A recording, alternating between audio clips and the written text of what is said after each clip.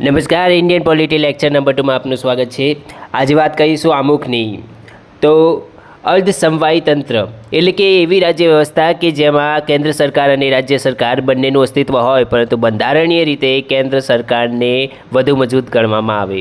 આ વ્યવસ્થાને સરળતાથી સમજવા માટે બંધારણના 3 મુખ્ય માળખામાં સરખાવી શકાય। પહેલું છે પૂર્ણ સમવાયી, રાજ્યનું અલગ અને કેન્દ્ર બંનેનું અલગ અલગ નિયમ અને સરકાર હોય। ઉદાહરણ તરીકે અમેરિકા। સંપૂર્ણ સમવાયી એટલે કે કેન્દ્ર અને રાજ્ય સરકાર બંને અલગ અલગ હોય। અર્ધ સમવાયી એટલે કે કેન્દ્ર અને રાજ્ય સરકાર બંને હોય, પરંતુ વધુ મજબૂત કેન્દ્ર સરકારને કરવામાં આવે। એક્ઝામ્પલ રીતે ભારત। એકાત્મક તંત્ર એટલે ફક્ત કેન્દ્ર સરકાર જ હોય તેને એકાત્મક કહે છે। એક્ઝામ્પલ રીતે બ્રિટન। હવે ભારતમાં કેટલા સ્તરની સરકાર છે? તો ત્રિસ્તરીય। પહેલા નંબરનું છે કેન્દ્ર સરકાર, બીજું છે રાજ્ય સરકાર અને ત્રીજું છે સ્થાનિક સ્વરાજ્ય સરકાર।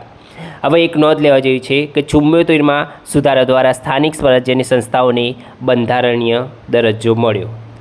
હવે વાત કરીએ આમુખને, તો જવાહરલાલ નહેરુ દ્વારા આમુખને 13 ડિસેમ્બર 1946ના રોજ બંધારણ સભામાં રજૂ કરાયું। રજૂઆત સમયે તેનું નામ ઓબ્જેક્ટિવ રિસોલ્યુશન હતું। ઓબ્જેક્ટિવ રિસોલ્યુશન એટલે હેતુ પ્રસ્તાવ। આમુખની રજૂઆત 13 ડિસેમ્બર 1946માં થઈ, આપણે પહેલાં ઉપર જોયું। પછી આમુખનો સ્વીકાર ક્યારે થયો? 26 નવેમ્બર 1949। હવે જવાહરલાલ નહેરુ અને ભાર્ગવદાસ પંડિત દ્વારા આમુખને બંધારણનો આત્મા કહેવામાં આવ્યું। ખબર પડી? હવે એક પ્રશ્ન છે કે ભારત દેશના બંધારણમાં શક્તિનો સ્ત્રોત કોણ છે? તો ભારતના લોકો જ ભારત દેશના બંધારણમાં શક્તિનો સ્ત્રોત છે। અમે ભારત દેશના લોકો ભારતને એક સંપ્રભુ, સમાજવાદી, ધર્મનિરપેક્ષ, પ્રજાસત્તાક, લોકતાંત્રિક રાજ્ય બનાવવા માગીએ છીએ। રાજ્યની પ્રકૃતિ કેટલી? તો કુલ 5 છે। પ્રકૃતિ એટલા માટે કહેવામાં આવે છે કારણ કે પ્રકૃતિ એટલે કોઈ પણ વ્યક્તિ, વસ્તુ કે દેશનો મૂળ સ્વભાવ, તેનું ચરિત્ર અથવા તેની ઓળખ માટે। રાજ્યની પ્રકૃતિ કેટલી? કુલ 5। પહેલી છે સંપ્રભુ, બીજી સમાજવાદી, ત્રીજું ધર્મનિરપેક્ષ, ચોથી પ્રજાસત્તાક અને પાંચમી લોકતાંત્રિક। પહેલું છે સંપ્રભુ। ભારતની આંતરિક કે બાહ્ય બાબતોમાં કોઈ અન્ય સંસ્થા કે કોઈ અન્ય દેશ હસ્તક્ષેપ ન કરી શકે। બીજું છે સમાજવાદી। રાજ્ય એ સ્ત્રોતોનું વિતરણ દરેક નાગરિક વચ્ચે સમાન રીતે કરવું, નબળા વર્ગોને વિશેષ તકો આપવી અને દેશમાં અસમાનતા ઘટાડવી। ત્રીજું છે ધર્મનિરપેક્ષતા। આ કોન્સેપ્ટ ફ્રાન્સનો છે। રાજ્ય ધર્મમાં હસ્તક્ષેપ ન કરી શકે અને ધર્મ રાજ્યમાં હસ્તક્ષેપ ન કરી શકે।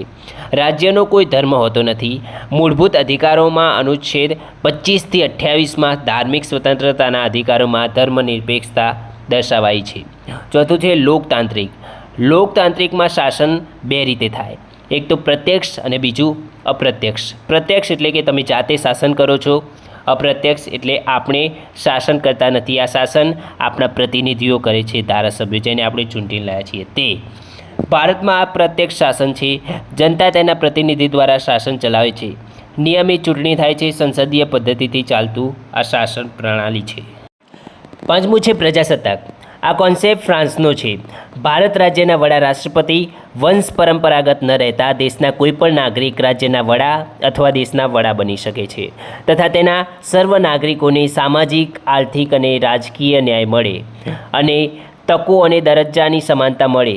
સમાનતા એટલે કે આ કોન્સેપ્ટ ફ્રાન્સમાંથી લેવાયો છે। અનુચ્છેદ 14થી 18માં આ બાબત છે। તેમજ 5 પ્રકારની સ્વતંત્રતા, વિચાર, અભિવ્યક્ત, માન્યતા, વિશ્વાસ, ઉપાસના જેવી સ્વતંત્રતા મળે। આવી 5 પ્રકારની સ્વતંત્રતા છે। આ કોન્સેપ્ટ ફ્રાન્સમાંથી લેવાયેલો છે। હવે ફરી મળીશું લેક્ચર 3માં। લેક્ચર 2ની PDF ડિસ્ક્રિપ્શનમાંથી ડાઉનલોડ કરી લેજો। અસ્તુ, જય હિન્દ, જય ભારત।